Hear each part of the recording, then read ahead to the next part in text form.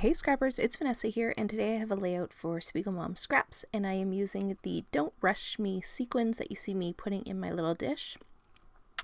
And the layout that I'm doing today, I did get inspiration from a layout that I saw Crystal from Pineapple Papers do.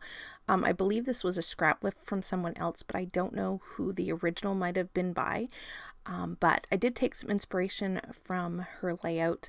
I had put this kit together and it was a lot of Project Life cards and then some strips of pattern paper, and that was it. And so I decided to use Crystal's layout as some inspiration and go ahead and use these scraps pretty much in the size that I had them and just place them on the page that you'll see here in just a moment. So I'm going to go ahead and map my photo. I'm using a piece of grid packaging, and then I'm going to back it with a couple of these journal cards, and then we're going to arrange the papers on my background. So I have a piece of white cardstock or a pattern paper that I didn't like, and then I'm using it for the white cardstock, and then I have a green piece of cardstock, and that's going to make my base of my page. And then I have this strip of, I want to say this is a Vicky Bouton pattern paper. I'm going to use that along the bottom, but first I'm going to take all of these strips. I'm not even going to change the sizes of them. I'm just simply going to put them down the way you see them, and then I'm going to take these journal cards and I'm going to place those down on my background and place my photo there, basically kind of in the center, the bottom center of the page. And so once I have these all in place, I'm going to put my photo down, and then I am going to take that polka dotted pattern paper that you saw earlier, and that is going to be sort of the pattern paper that's going to go at the bottom of the page. And I will cut that little bit of overhang off camera. So basically that is the design for my page. And then once I had that, I just went through, in my kit I had thrown in a whole bunch of different summer themed embellishments, and so I have some chipboards, some ephemera. I'm just going to go ahead and create some layers here on my page, and I decided the title for this one is going to be that Grillin' and Chillin', since it's my husband and he is doing some grilling on the barbecue. So I thought that was kind of perfect. It worked out as a title, and I got that piece used up.